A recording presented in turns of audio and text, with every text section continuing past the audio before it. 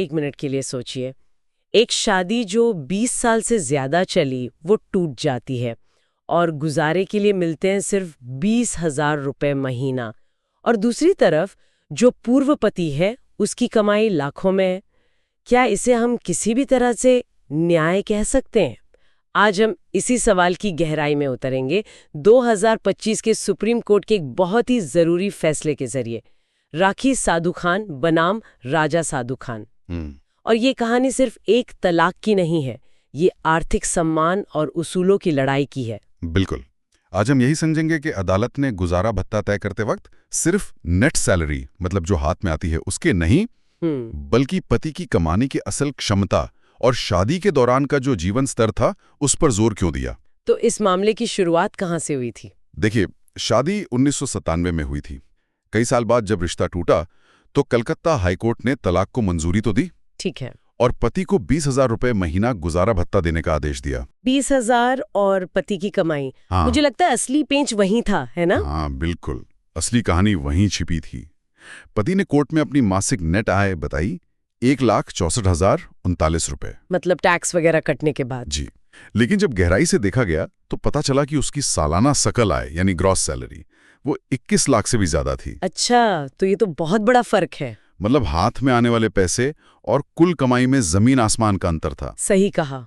और 20,000 की रकम तो उस जीवन स्तर के आसपास भी नहीं थी जिसकी पत्नी को आदत थी।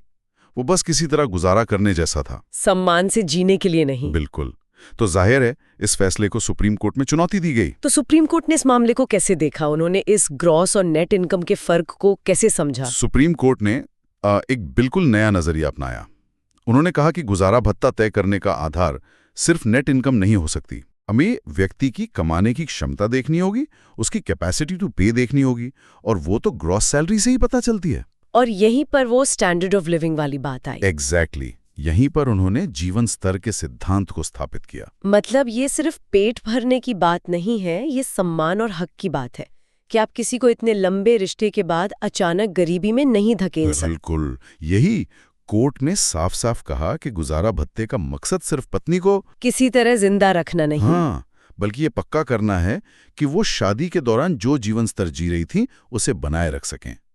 इसी एक उसूल ने पूरा खेल बदल दिया। और फिर रकम में कितना बदलाव आया? कोर्ट ने गुजारा भत्ता 20,000 रुपए से सीधा 50,000 रुपए प्रतिमाह कर दिया। सीधा 2.5 गुना। ये तो बहुत बहुत बड़ा उछाल है। हाँ, लेकिन एक सवाल और है, 50,000 रुपए की कीमत भी तो वक्त के साथ कम होगी।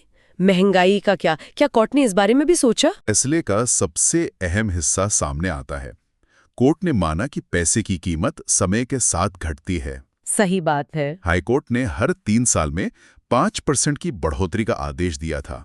सुप्रीम कोर्ट ने इसे और बेहतर किया। उन्होंने कहा नहीं, हर 2 साल में 5% की बढ़ोतरी होगी। ये तो बहुत दूर की सोच है। मतलब सिर्फ आज की नहीं, बल्कि आने वाले सालों की आर्थिक हकीकत को भी ध्यान में रखा गया। निश्चित रूप से ये लंबी अवधि में आर्थिक सुरक्षा देने वाला एक बहुत बड़ा कदम है। ये तो हुई पत्नी के गुजारे की बात, जो पूरी तरह से तर्कसंगत लगती है।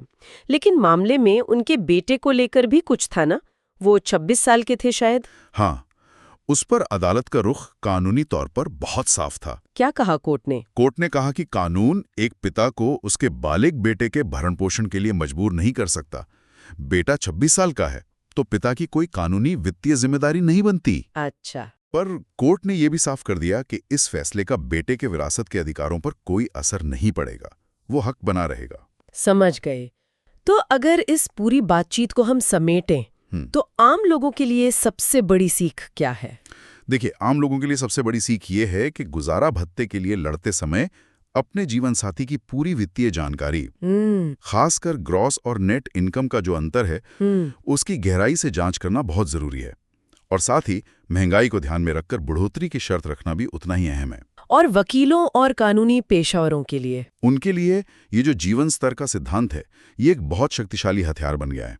अब वो हाईकोर्ट के कम गुजारा भत्ते के आदेश को इस आधार पर चुनौती दे सकते हैं। सही है। मतलब अब बहस सिर्फ आंकड़ों पर नहीं, बल्कि जीवन शैली पर भी होगी। बिल्कुल। तो अंत में ये फैसला हमें एक बहुत गहरे सवाल पर सोचने के लिए छोड़ जाता है। हाँ, और सवाल ये है कि क्या तलाक में वित्तीय न्याय का मतलब सिर्फ किसी तरह गुजारा चलाना है, या उस जीवन शैली को बनाए रखने का हक देना है जिसे बनाने में दोनों ने अपनी जिंदगी के कई साल लगाए थे।